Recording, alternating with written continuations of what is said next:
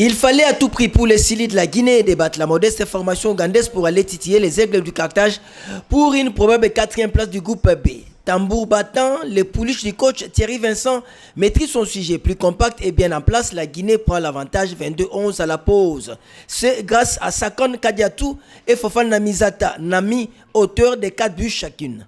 La deuxième mi-temps voit les Sili dérouler pour terminer en beauté cette affiche sur la note de 48-22. Kamara Selematou, 1m60, 55 kg, sociétaire de Boumedech en Algérie, élu MVP du match. Un caractère un peu exceptionnel, il aurait fallu gagner de 40 buts et que la Tunisie perde. Donc un match qui se gagne de 40 buts, ça n'existe pas dans ce type de compétition. On a essayé de prendre un maximum de risques en attaque, de jouer très vite, d'essayer de marquer des buts rapidement. Mais bon, en se précipitant, on a fait des bêtises et on a pris des buts. Donc voilà, on a couru, on a gagné et maintenant on va devoir se préparer pour la Coupe du Président, malheureusement. Match de tous les enjeux pour les Aigles du Carthage de la Tunisie, 3e au classement avec 3 points, ex-aequo avec les Sili nationales de la Guinée. Face au Cameroun en baisse de mental battu par l'Angola, le Tunisien profite pour prendre le large grâce à Zelfani Nada et Bella Choumaya, auteur de 3 buts chacune. Mais la réponse du Cameroun viendra par l'entremise de l'arrière droite Ebanda Baboga Paola Cyriel de Celles-sur-Belle en France. 13-12 pour la Tunisie à la mi-temps. La deuxième période, le public assiste à un match intense. Le Tunisien pousse, mais lâcheront en dernière minute. Le jet de 7 mètres de l'emblématique pétronnelle Laetitia Ateba Ngadi donne la victoire aux Camerounaises qui termine 2e du groupe. La Tunisie, bien que battue, se voit qualifiée pour les quarts de finale et se console du titre de MVP du match remporté par Belhadj Soumaya. On a une grande équipe. Malheureusement, on n'avait pas fait voir notre visage jusqu'à maintenant. On a fait une grande préparation. Je suis fier d'elle. Elle bosse. Aujourd'hui, ils ont démontré 27 minutes. 28, il manque ces 2 petites minutes pour être dans le top, on va dire, des grandes équipes d'Afrique. Et travaillons ces 2 minutes à l'entraînement pour que demain on batte le Sénégal. Avec 6 points à son compteur déjà qualifié, l'Égypte était en face du Cap-Vert avec 2 points qui jouait aussi son match des qualifs dans un duel à distance contre l'Algérie. Le déformation commençait à sans cette opposition à la pause. L'Égypte a pris l'avantage 16-11 avec 3 buts de Mariam Ibrahim Omar élu meilleure marqueuse lors de la dernière CAN sénégalaise.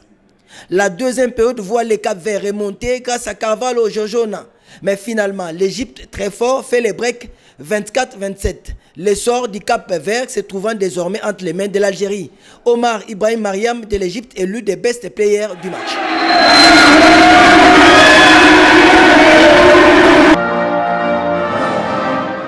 Quatrième du groupe B avec le même nombre de points que les Cap-Verts. Les Fennecs étaient dans l'obligation de passer l'étape Kenya, le plus faible du groupe. Très en jambes, bon dans les replis défensifs, la défense, l'attaque placée. Les Algériennes survolent la première période avec un avantage de début, soit 17-7. La deuxième période sera à l'image de la première. Les Fennecs enchaînent les transitions directes avec des attaques placées pour l'emporter au finish 31-12. Série sur les gâteaux, la demi-centre Selma Camélia Sarah, ancienne de Paris 92, Colombe actuelle de Sergi en France, arrache les prix des best players. L'Algérie s'ouvre la voie pour la phase des quarts de finale aux dépens du Cap-Vert. Merci. Congo-Brazzaville, Sénégal, 2 demi-finalistes de la dernière CAN sénégalaise s'affrontaient pour leur dernier match du groupe B, bien que les 2 déjà qualifiés pour les quarts. Cette opposition valait son pesant d'or pour le leadership du groupe. Le Sénégal, avec Dapina Raïssa, fait un très mauvais début permettant ainsi au Congo-Brazzaville de prendre l'ascendant et de mener à la pause 13-8.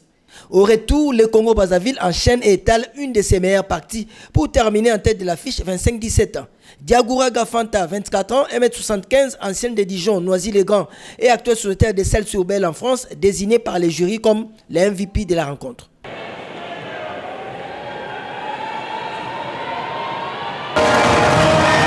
La dernière rencontre entre les 2 nations date des mois de mars de l'année en cours au tournoi féminin de handball Jeux africains Accra. Les Perles d'Angola ont pris les dessus en finale face à la RDC 15-33. À la dernière CAN sénégalaise, 35-22 pour les Palancash Nekash. C'est mardi 3 décembre, l'Ogre Angola a démontré toute sa grandeur. En mode XXL, Marado Rulian Rossé, Paulo Helena Gilda Simao et l'emblématique Almeida Albertina Dacuz ont pris l'ascendant sur la RDC qui manquait des repères Déjà à la pause, les Palancas Negras filent avec 21-9. À la reprise, Carlos Viverza, l'Espagnol coach de l'Angola, effectue un turnover, mais les Angolais enchaînent le contre pour alourdir l'écart. 15-40, le score final. L'Angola effectue un parcours sans faute dans son groupe. Albertine Almeida Alexandra da Cruz élu MVP du match.